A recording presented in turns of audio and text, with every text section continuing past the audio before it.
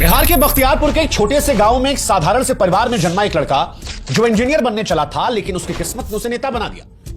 वो जेपी आंदोलन की आंधियों में तप कर निकला, जल्दी बिहार की राजनीति का ऐसा सितारा बना जिसे अब बिहार की सत्ता का बाजीगर कहा जाता है। कभी लालू यादव के साथ मिलकर बदलाव की मशाल उठाई तो उन्हीं लालू के जंगल राज के खिलाफ बिगुल फूंक दिया। फिर बीजेपी के साथ मिलकर बिहार को नया चेहरा दिया। बिहार में सड़कें चमकी, बिजली आई, सुशासन बाबू की छवि उसकी बनी।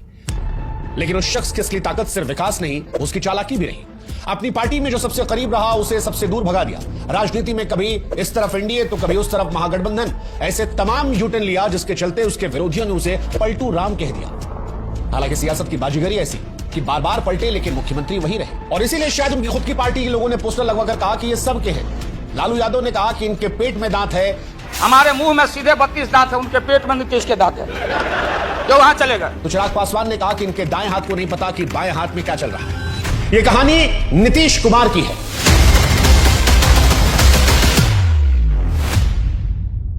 नीतीश कुमार की कहानी विकास की है, विश्वासघात की है, सपनों की है, साजिशों की है। यह कहानी है चालाकी की, चुप्पी की, पलटाव की और पकड़ की, जिसमें कोई दोस्त हमेशा रहा नहीं और कोई दुश्मन स्थायी बना नहीं। मगर इन सब से आगे बढ़कर यह कहानी उस सियासी संतुलन की है जिसने बिहार के गांव से लेकर दिल्ली के गलियारों तक हर किसी को सोचने पर मजबूर कर दिया कि आखिर नीतीश कुमार है किसके, या ये कहिए कौन है बिहार में जो बगैर नीतीश के अकेले सत्ता की कुर्सी को पकड़ सकता है।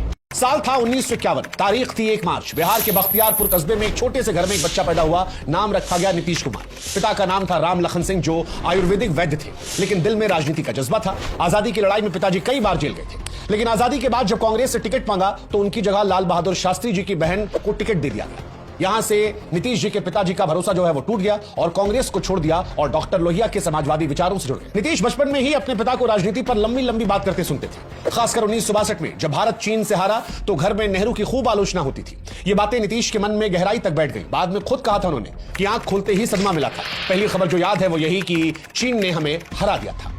तभी से कांग्रेस के लिए नीतीश कुमार के मन में नाराजगी बैठ गई थी। पढ़ाई में नीतीश कुमार तेज थे।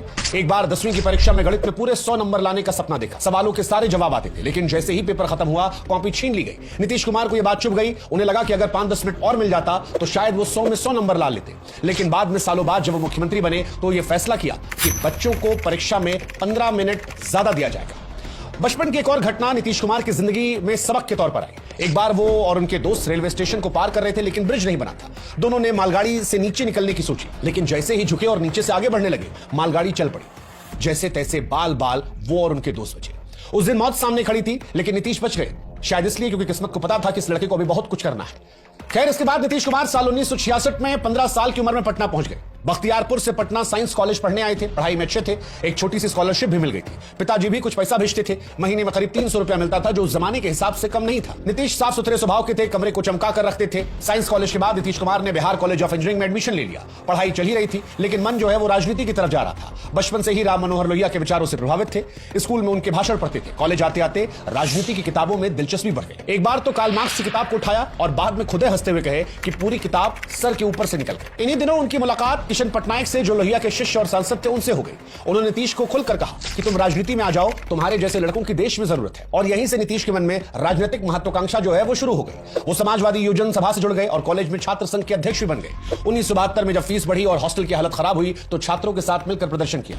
आंदोलन इतना उग्र हो गया कि छात्रों ने सरकारी बसों को हाईजैक कर लिया। कई लोग गिरफ्तार हुए, पटना की जेल भर गई। सरकार को मामला शांत करवाने के लिए कमेटी बनानी पड़ी। हालांकि इतना सब करने के बाद भी नीतीश उस दौर के बड़े छात्र नेता नहीं बन पाए, क्योंकि उस दौर में लालू यादव का जादू अलग चल रहा था। लालू यादव जो अपने संवाद में हंसी मजाक करते थे, कई बार हंसी ठिठोली तमाशा और ये सारी चीजें जनता को प्रभावित करती थी। लालू यादव ने उस दौर में ही जनता को अपने रंग में रंग लिया था। नीतीश लालू से अलग थोड़ा शांत, पढ़ाकू, सोचने समझने वाले लड़के थे। वैसे दोनों में एक कॉमन बात थी, कहा जाता है खैनी। दोनों गांव के लड़के थे। फर्क सिर्फ इतना था कि नीतीश बाबू जो है वो पढ़े लिखे सलीकेदार घर से थे और लालू जी का जो स्टाइल था वो थोड़ा देहाती वाला स्टाइल था, जो धीरे धीरे उनकी जनता में पकड़ को और मजबूत कर लिया। इसी दौरान नीतीश कुमार की दोस्ती कुछ और चेहरों से भी हुई, जिसमें नाम था सुशील मोदी, सरयू राय, शिवानंद तिवारी, रविशंकर प्रसाद। ये तमाम वो लड़के थे जो आगे चलकर देश की सियासत में बड़ी भूमिका निभाने वाले थे। नीतीश जेपी की छात्र संघर्ष समिति से जुड़ गए और लोहिया विचार मंच पर भी एक्टिव हो गए। अब धीरे धीरे अपने रंग में आ रहे थे। मंच पर भले कम दिखते, लेकिन पर्दे के पीछे खूब चाल चलते। एक बार छात्र संघर्ष समिति में कम्युनिस्टों की एआईएसएफ भी शामिल थी, लेकिन वो इंदिरा गांधी के समर्थन में थी। अब सवाल था कि क्या किया जाए। नीतीश ने इसका हल ढूंढा, बिना टकराव के काम हो जाए ये उन्होंने सोचा। उन्होंने समिति से एक प्रस्ताव पास करवाया जिसमें अमेरिका की आलोचना के साथ साथ सोवियत संघ की निंदा कर दी गई। चेकोस्लोवाकिया और हंगरी में दखल को लेकर बस क्या था, एआईएसएफ नाराज होकर खुदे बाहर चली गई। नीतीश कुमार की यह चाल कामयाब थी और यही अंदाज नीतीश कुमार की मौजूदा सियासत में भी दिखता है, जहां वो शांति से जो करना होता है वो सलीके से कर जाते हैं, बिना टकराव के। खैर, नीतीश कुमार की शादी का भी एक बड़ा दिलचस्प किस्सा है। नीतीश कुमार जब राजनीति में अपने कदम रख रहे थे तो जयप्रकाश नारायण के साथ मंच साझा करने लगे। हालांकि इस दौर में वो पढ़ाकू थोड़ा अलग थे।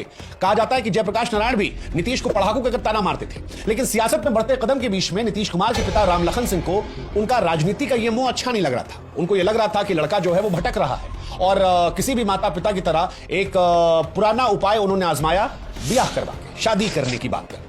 लड़की चुनी गई, नाम था मंजू, जो पटना के मगध महिला कॉलेज में पढ़ती थी। नीतीश कुमार को इतनी जल्दी शादी करने का कोई इरादा नहीं था, लेकिन फिर दोस्तों ने समझाया कि चलो मंजू को एक बार देख आते हैं, तो उन्होंने ज्यादा विरोध भी नहीं किया। नीतीश कुमार को लेकर एक किताब है, नीतीश कुमार अतरंग दोस्तों की नजर। उसमें उनके दोस्त कौशल एक किस्सा लिखते हैं। वो कहते हैं कि मैंने आकर नीतीश कुमार को बताया कि लड़की अच्छी है, पढ़ी लिखी है, मुस्कुराते हुए देखने में भी अच्छी लगती है। फिर यह सुनकर नीतीश जी मुस्कुरा दिए और शादी के लिए हामी भर दी। हालांकि नीतीश कुमार की शादी की कहानी इतनी आसान नहीं थी, असली मोड़ इसके बाद आया।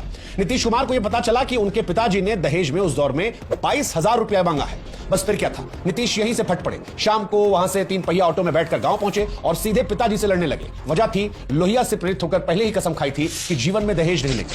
नीतीश कुमार ने शादी से इंकार कर दिया। बाद में मामला बिगड़ने ही वाला था कि तभी उनके दोस्त बीच में आए और लड़की के घर वालों से साफ साफ कह दिया कि कोई दहेज नहीं लिया जाएगा, कोई तिलक भात नहीं होगा, शादी अगर होगी तो बस एक साधारण कोर्ट मैरिज। नीतीश कुमार ने खुद भी संदेश भिजवाया कि मैं लोहिया का शिष्य हूं, मेरी जिंदगी विचारों पर चलती है, आप चाहें तो दोबारा सोच सकते हैं, आपको यह रिश्ता मंजूर है या फिर नहीं। कहने को बात सीधी थी लेकिन तेवर स्पष्ट थे। शादी का नया कार्ड छपा और उस कार्ड पर लिखा गया कि यह शादी तिलक दहेज शोषण युक्त है, कुप्रथाओं से मुक्त है। 1973 में 22 साल की उम्र में नीतीश कुमार की शादी मंजू जी से करा दी गई, बिना शोर शराबे के, सिर्फ विचारों की बुनियाद पर। नीतीश जी की शादी के बाद उनकी पर्सनल लाइफ बढ़िया चल रही थी, लेकिन देश का माहौल 1974 में गर्म हो गया था। इंदिरा गांधी की सरकार पर भ्रष्टाचार के आरोप लग रहे थे। जयप्रकाश नारायण सड़कों पर उतर चुके थे और देश भर के छात्र जेपी के साथ जुड़ने लगे थे। नीतीश, जिन्हें जेपी मजाक में पढ़ाकू कहते थे, वो भी इनके साथ थे। फिर सितंबर 1974 में नीतीश कुमार को मीसा के तहत गिरफ्तार कर लिया गया, लेकिन कुछ ही महीनों के बाद दिसंबर में उन्हें रिहा कर दिया गया। फिर आया वो दिन जिसने इतिहास को बदल दिया। 12 जून साल 1975 को इलाहाबाद हाईकोर्ट ने इंदिरा गांधी की संसद सदस्यता को रद्द कर दिया। बौखलाई सरकार ने 25 जून की रात देश में इमरजेंसी लगा दी। जेपी समेत तमाम विपक्षी नेताओं को जेल में ठूस दिया गया। उस रात नीतीश कुमार पटना के इंजीनियरिंग कॉलेज के हॉस्टल में थे। एक दोस्त भागते हुए आया और कहा कि नीतीश, तुम्हें पकड़ने पुलिस आ रही है, भाग जाओ। नीतीश अंडरग्राउंड हो गए, कभी यहां कभी वहां, लोकेशन हर कुछ घंटे में बदलनी पड़ती। जुलाई में वे फल्गु नदी किनारे गया में गुप्त मीटिंग में थे। लालू और कई नेता भी यहां मौजूद थे। तभी पुलिस ने यहां धावा बोल दिया। भागने का रास्ता सिर्फ एक था, 10 से 11 फुट की ऊंची दीवार जिस पर लकड़ियों का ढेर टिका हुआ था। नीतीश को वैसे तो ऊंचाई से डर लगता था, लेकिन उस दिन डर का मतलब गिरफ्तारी या कुछ और भी बुरा, और इसीलिए लालू और नीतीश दीवार पर चढ़े और दूसरी तरफ रेतीली फल्गु नदी में छलांग लगा दी। उनके साथ 50 साल के रामसुंदर दास भी कूद पड़े। लालू थककर जमीन पर गिर पड़े। नीतीश की सोने की अंगूठी वहीं कहीं खो गई, लेकिन जान वो बच गई। करीब 10 से 11 महीने नीतीश कुमार अंडरग्राउंड रहे। फिर कुछ घंटे कहीं जाते ठहरते तो पुलिस को भनक लग जाती। इसके बाद साल 1976 की गर्मियों में एक मीटिंग थी भोजपुर जिले में, नेता राम इकबाल सिंह के यहाँ। मीटिंग गांव के बाहर होनी थी। अलर्ट रहने की जिम्मेदारी नीतीश के दोस्त को दी गई, लेकिन उसी वक्त दोस्त के बेटा बीमार पड़ गया और दूसरा व्यक्ति लग गया जिसने लापरवाही की। पुलिस को खबर मिली। जैसे ही मीटिंग चली, पुलिस पहुंची और एक सिपाही ने नीतीश कुमार की कनपटी पर बंदूक रख दी। पुलिस वाला खुद घबराया था। इलाका उस दौर में इमरजेंसी विरोधियों का था, कुछ भी हो सकता था। लेकिन तब नीतीश ने धीरे से उसकी बंदूक हटाई और बड़े प्यार से कहा कि सुनो, इसकी जरूरत नहीं है, जहां मर्जी वहां ले चलो। नीतीश कुमार गिरफ्तार हो गए। पहले उन्हें बक्सर जेल ले जाया गया, लेकिन वहां पर उनकी लोकप्रियता कुछ लोगों को खटकने लगी। फिर फैसला हुआ कि भागलपुर सेंट्रल जेल ले जाया जाए। अब एक बड़ा दिलचस्प किस्सा यहां पर है। जब नीतीश कुमार को भागलपुर ले जाया जा रहा था, तब ट्रेन पटना पर रुकी। बारिश हो रही थी। अगली ट्रेन जो है वो सुबह की थी। इसके बाद नीतीश कुमार पुलिस से कहते हैं कि सुनो, मेरे ससुराल यहीं पर है, ऐसा करते हैं कि चलते हैं वहीं रात गुजार लेते हैं। पुलिस वाला भी सोचा कि भला आदमी है, जो खुद गिरफ्तार हुआ है, भागेगा तो नहीं, इसके साथ चले चलते हैं। पुलिस वाला और नीतीश कुमार रिक्शे में बैठे, पानी में घुटनों तक डूबते हुए नीतीश को लेकर पुलिस ससुराल पहुंची। ससुराल जब वो पहुंचे तो उनको देखकर घर वाले खुश भी थे और दुखी भी, क्योंकि पत्नी मंजू वही थी। उनकी आंखों में खुशी के भी आंसू थे, दुख के भी। खुशी इस बात की कि पति दिखाई पड़ रहा है, दुख इस बात का कि पुलिस वाला लेकर आए और सवेरे जेल जाएंगे। खैर, खाने पीने की व्यवस्था हुई, एक रात घर में और फिर अगली सुबह जेल की ओर रवानगी हो गई। लेकिन नीतीश कुमार टूटे नहीं। इमरजेंसी में 9 महीने जेल काटने के बाद जब देश में लोकतंत्र लौटा तो नीतीश भी वापस मैदान में कूद पड़े 1977 नालंदा के हरनौत विधानसभा सीट से जनता पार्टी का टिकट पर चुनाव लड़ा। सामने थे पुराने समाजवादी नेता भोला प्रसाद सिंह। नीतीश कुमार ने चुनाव दमखम से लड़ा, लेकिन 5,895 वोटों से हार गए। इसके बाद साल 1980 में भी कोशिश की, पार्टी बदल ली थी। इस बार वो चरण सिंह की पार्टी जनता दल सेकुलर के उम्मीदवार थे, लेकिन किस्मत ने फिर धोखा दिया। एक बार फिर निर्दलीय उम्मीदवार अरुण कुमार सिंह ने 5,060 वोटों से हरा दिया। 2 बार लगातार हार ने नीतीश कुमार को तोड़ दिया था। पत्रकार संतोष सिंह की किताब रूल्ड और मिसरूल्ड में लिखा है कि नीतीश तब अपने दोस्त मुन्ना सरकार से कहे थे कि भाई ऐसे कैसे चलेगा, अब तो कोई बिजनेस करना पड़ेगा। इसी बीच उन पर 2 व्यक्तिगत चोट भी आई, एक जयप्रकाश नारायण की मौत और इसके 1 महीने बाद ही पिता राम लखन सिंह का निधन। नीतीश कुमार अब पूरी तरह भीतर से टूट चुके थे। इस दौर में वो ठेकेदारी करने का मन बना चुके थे, सरकारी कॉन्ट्रैक्टर बनने का फॉर्म भी भर दिया था, लेकिन उनके दोस्त विजय कृष्ण ने वो आवेदन फाड़ कर फेंक दिया और ये कहा कि तू राजनीति छोड़ने के लिए नहीं बना है, तू राजनीति करने के लिए बना है। और फिर तीसरी बार किस्मत आजमाने का मौका आया। नीतीश अपनी पत्नी मंजू के पास पहुंचे और कहे कि बस एक आखिरी कोशिश करनी है। मंजू उस समय सरकारी स्कूल की टीचर थी। 20,000 रुपए जैसे तैसे जोड़कर अपने पति को दिए। दोस्तों ने भी साथ दिया, चंदा मिला। नीतीश के पास बहुत कुछ नहीं था, लेकिन अब इरादा पक्का था। 1984 के लोकसभा के चुनाव आए, लेकिन उस दौर में नीतीश कुमार ने समझदारी दिखाई। इंदिरा गांधी की हत्या के बाद कांग्रेस को लेकर इस देश में लहर थी और उस लहर में नीतीश कुमार ने चुनाव न लड़ने का मन बना। कहा कि जितना है वो भी थोड़ी ना हार में बहा दूंगा, इससे बेहतर है कि इंतजार करूं और अगली लड़ाई की तैयारी करूं। इसके बाद साल 1985 में तीसरी बार हरनौत से नीतीश कुमार मैदान में उतरे। पार्टी थी लोकदल और इस बार मुकाबला था कांग्रेस के बृजनंदन प्रसाद सिंह से। इस बार नीतीश कुमार की मेहनत रंग लाई और 21,000 से ज्यादा वोटों से उन्होंने जीत दर्ज की। बिहार की राजनीति ने देखा कि एक हारता हुआ चेहरा अब कैसे मुस्कुराने लगा था। 1987 तक नीतीश बिहार युवा लोकदल के अध्यक्ष बन चुके थे। फिर साल आया 1989 और एक बड़ा मौका मिला। कर्पूरी ठाकुर नहीं रहे और बिहार में विपक्ष के नेता की कुर्सी खाली हो गई थी। नीतीश कुमार ने लालू यादव को उस कुर्सी तक पहुंचाया और यह इसलिए था क्योंकि नीतीश को लग रहा था कि युवा नेताओं का समय आ गया है। फिर उन्होंने राष्ट्रीय राजनीति में छलांग लगाई। 1989 के लोकसभा चुनाव में वे बाढ़ सीट से मैदान पर उतरे और सामने थे पूर्व मुख्यमंत्री राम लखन सिंह यादव। लेकिन इस बार नीतीश पीछे नहीं हटे और 75,000 से ज्यादा वोटों से जीतकर पहली बार संसद पहुंचे। नई सरकार बनी, वीपी सिंह प्रधानमंत्री बनते हैं और नीतीश कुमार को मिलता है कृषि राज्य मंत्री का पद। इसके बाद आता है साल 1990। बिहार में विधानसभा चुनाव होते हैं। वीपी सिंह की जनता दल ने जीत दर्ज की और अब सवाल था कि कौन बनेगा बिहार का अगला मुख्यमंत्री। प्रधानमंत्री वीपी सिंह चाहते थे कि रामसुंदर दास को यह कुर्सी मिले क्योंकि वह अनुभवी नेता थे, दलित भी थे। लेकिन दूसरी तरफ लालू यादव का भी सपना पल रहा था मुख्यमंत्री बनने का और इसी मोड़ पर एक बार फिर सामने आ गए नीतीश कुमार। उन्होंने खुलकर लालू यादव का साथ दिया। कहा जाता है कि नीतीश चाहते थे कि सत्ता पुराने नेताओं के हाथ नहीं बल्कि नई पीढ़ी के हाथ में। इसी बीच में एक और चाल चली गई। पूर्व प्रधानमंत्री चंद्रशेखर, जो खुद वीपी सिंह से हारने का दर्द भूले नहीं थे, उन्होंने रामसुंदर दास के खिलाफ अपने उम्मीदवार रघुनाथ झा को मैदान में उतार दिया, सिर्फ इसलिए कि वोट कट जाए। जब मुख्यमंत्री पद के लिए वोटिंग हुई तो नतीजे कुछ ऐसे रहे। लालू यादव को मिले 59 वोट, रामसुंदर दास को मिले 56 वोट और रघुनाथ झा को मिले 14 वोट। यानी अगर झा का वोट चंद्रशेखर नहीं काटते तो उस दौर में लालू यादव मुख्यमंत्री नहीं बनते और दास वो जीत जाते। लेकिन यहां पर असली जीत जितनी लालू यादव की थी उतनी ही नीतीश कुमार की भी थी। उन्होंने समय पर फैसला लिया, सही गठजोड़ किया और लालू प्रसाद यादव को मुख्यमंत्री बनवा दिया। 18 मार्च साल 1990 को जब लालू यादव मुख्यमंत्री पद की शपथ ले रहे थे, तब नीतीश कुमार दिल्ली से आकर खुद शामिल हुए। तब भले ही मंच पर लालू थे, लेकिन पर्दे के पीछे से लालू को धक्का देने का जो हाथ था वो नीतीश कुमार का था। और नीतीश भी इस बात को कभी कभी खुद को याद दिलाते हैं। जैसे कि मार्च 2025 में बिहार विधानसभा में जब तेजस्वी यादव सामने थे तो नीतीश कुमार ने कहा कि तुम्हारे पिता को हमने ही मुख्यमंत्री बनवाया था। 2015 के एक इंटरव्यू में भी साफ साफ कहा था कि हमने लालू यादव का समर्थन इसलिए किया क्योंकि वो हमारी पीढ़ी के थे। हमें सत्ता पुराने नेताओं से निकालकर नई पीढ़ी को देनी थी। जब दोस्ती टूटी, गठबंधन ढह गया तो नीतीश और लालू का ब्रेकअप भी हो गया। अब ये ब्रेकअप कैसे हुआ ये भी आपको बताते हैं। नीतीश कुमार ने कभी सोचा नहीं था कि जिस दोस्त को मुख्यमंत्री बनवाया एक दिन उनसे उनका बैर हो जाएगा। लेकिन सियासत की यही खूबसूरती है। 1990 में केंद्र में वीपी सिंह की सरकार गिरी और नीतीश का मंत्री पद चला गया। जब पटना लौटे तो सोचा कि राज्य सरकार तो उनकी अपनी है, एक गेस्ट हाउस मिलेगा ही, लेकिन लालू सरकार ने उन्हें जगह देने से मना कर दिया। नीतीश अपने पुराने दोस्त अरुण कुमार के घर चले गए, मगर लालू ने अरुण का ट्रांसफर करवा दिया और उनका फ्लैट किसी और को दे दिया। नीतीश ने लालू को समझाने की कोशिश की, लेकिन जवाब मिला, हमें गवर्नेंस सिखाओगे, सत्ता वोट बैंक से मिलती है न कि शासन से। दिल्ली के बिहार भवन में एक मीटिंग में नीतीश और लालू के रिश्ते की खबर खुद गई। नीतीश लल्लन सिंह समेत कुछ नेताओं के साथ मांगों की लिस्ट लेकर लालू से मिलने पहुंचे थे। मीटिंग कुछ मिनट चली, फिर कहा जाता है उस दौर में झड़प हुई, गाली गलौच और झगड़ा भी हुआ। लालू चिल्लाए, निकल बाहर, पकड़ के बाहर फेंको। नीतीश और उनकी टीम बिना कुछ कहे बाहर निकल गई। बाहर आते ही नीतीश ने अपने साथियों से कहा, अब साथ चल पाना मुश्किल होगा। फिर बीजेपी नेता सरयू राय से एक पत्र ड्राफ्ट करवाया जिसमें लालू यादव से गठबंधन को तोड़ने का ऐलान था। उस चिट्ठी में नीतीश कुमार ने लिखा कि आपसे उम्मीद थी कांग्रेस की तरह भ्रष्ट नहीं होगे, लेकिन आपने सिर्फ अपने लोगों को फायदा पहुंचाने में दिलचस्पी दिखाई। अब आपके साथ रहना व्यर्थ है। शरद यादव को जैसे इस पत्र की भनक लगी, उन्होंने लालू यादव को माफी मांगने के लिए कहा। लालू तैयार हो गए, लेकिन नीतीश कुमार ने मना कर दिया। शरद यादव ने कहा, कम से कम पत्र की भाषा नरम कर दो। नीतीश ने उल्टा उसमें और तीखे शब्द जोड़ दिए। ये चिट्ठी फिर गायब हो गई। सालों के बाद पत्रकार श्रीकांत को इसकी एक प्रति मिली, लेकिन आखिरी पन्ना नहीं था। बाद में शिवानंद तिवारी और सरयू राय ने बताया कि उस गायब पन्ने में क्या लिखा था। लिखा था कि इन हालात में आपसे अलग होकर राजनीति करना उचित समझता हूं। 1992 तक नीतीश और लालू के बीच में बातचीत पूरी तरह से बंद हो गई थी। लालू सत्ता के शिखर पर थे और नीतीश राजनीति के अंधेरे में अकेले। लालू ने कैबिनेट में नीतीश की भूमिका को मजाक बनाकर भी कहा कि ये तो क्लर्क है, फाइल पढ़ना, साइन करना, बाबूगिरी वाला काम करना, हमसे भी वही करवाना चाहता है। नीतीश इस दौर में टूटा हुआ महसूस कर रहे थे। वे ना तो साथ रह पा रहे थे और ना ही खुलकर अलग हो पा रहे थे। लेकिन फिर एक मौका मिला वैशाली लोकसभा के उपचुनाव का। यह लालू यादव की साख की लड़ाई थी। नीतीश ने प्रचार तो नहीं किया, लेकिन गैर यादव पिछड़ों को एक संकेत मिल गया कि नीतीश अब लालू के साथ नहीं है और लालू के उम्मीदवार हार गए।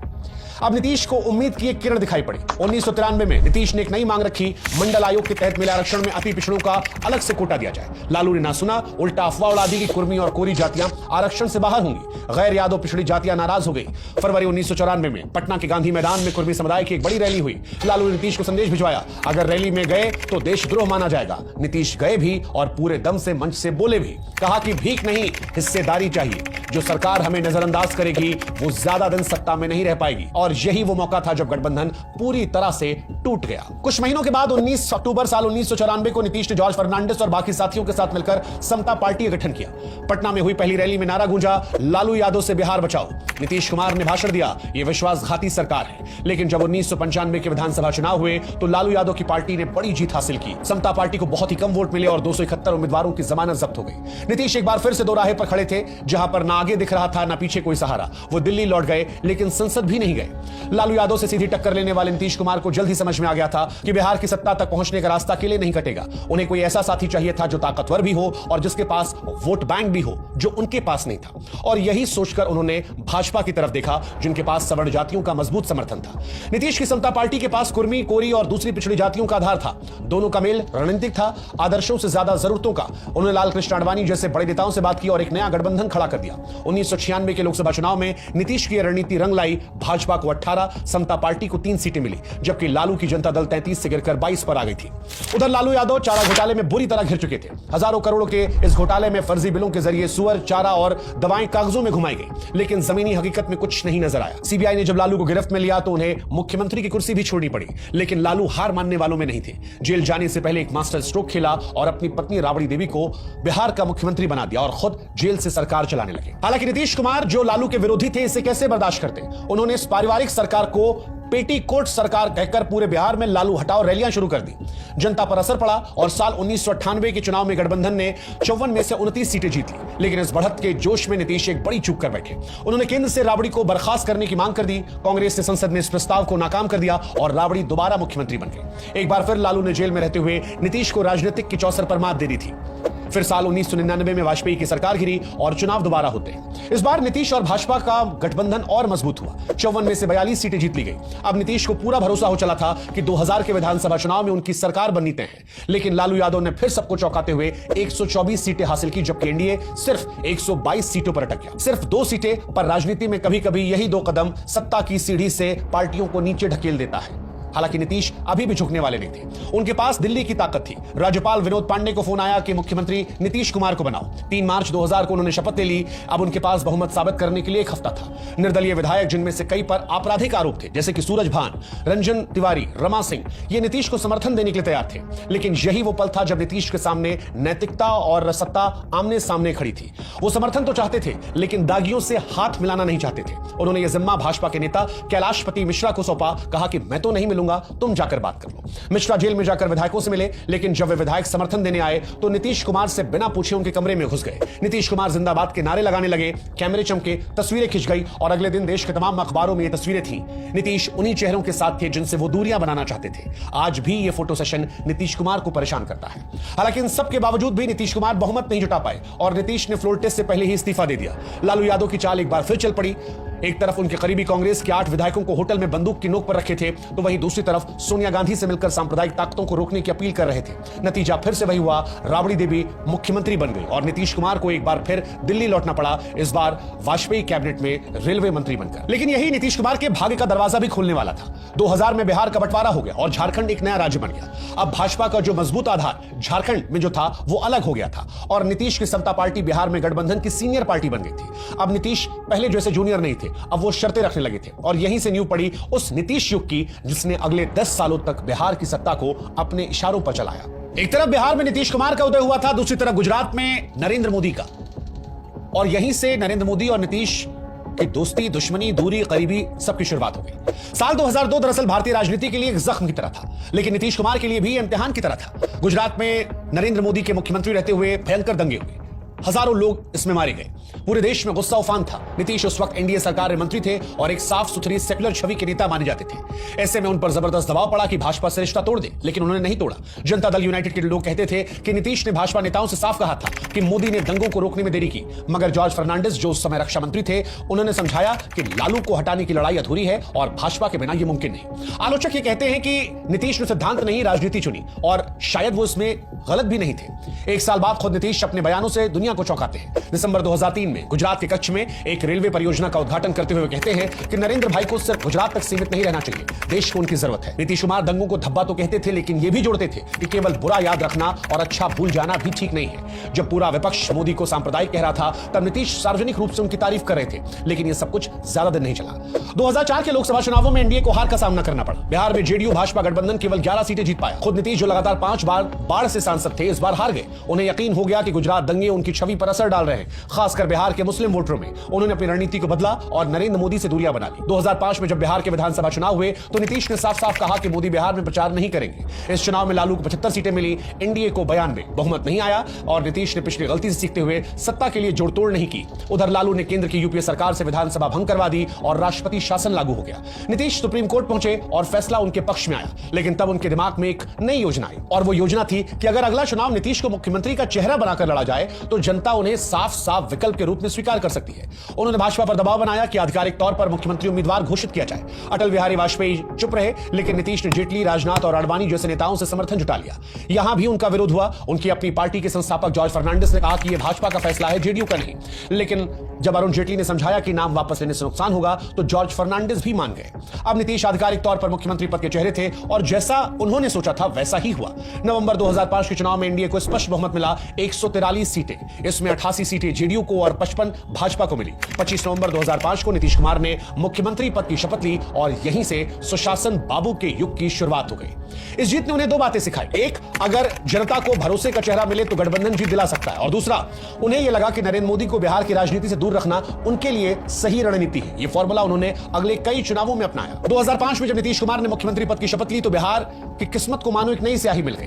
दशकों से जो राज्य जंगल राज के नाम से बदनाम था, वहां पहली बार किसी ने मंच से कहा कि अब अपराध नहीं, विकास की बात होगी। उन्होंने जमीन पर उतरकर वही किया जो नेता अक्सर अपने भाषणों में करते हैं। अपराध के खिलाफ नीतीश कुमार ने जीरो टॉलरेंस की नीति लाई, फास्ट ट्रैक कोर्ट बनवाए और बाहुबली नेताओं तक को जेल भिजवा दिया। नतीजा चौंकाने वाला था। 5 सालों में बिहार का क्राइम रेट 68% तक गिर गया। पहली बार जनता ने महसूस किया कि राज डर से नहीं, न्याय से भी चल सकता है। पर नीतीश ने सिर्फ अपराध पर नकेल नहीं कसी, बिहार की नस भी पकड़ ली, शिक्षा और सम्मान।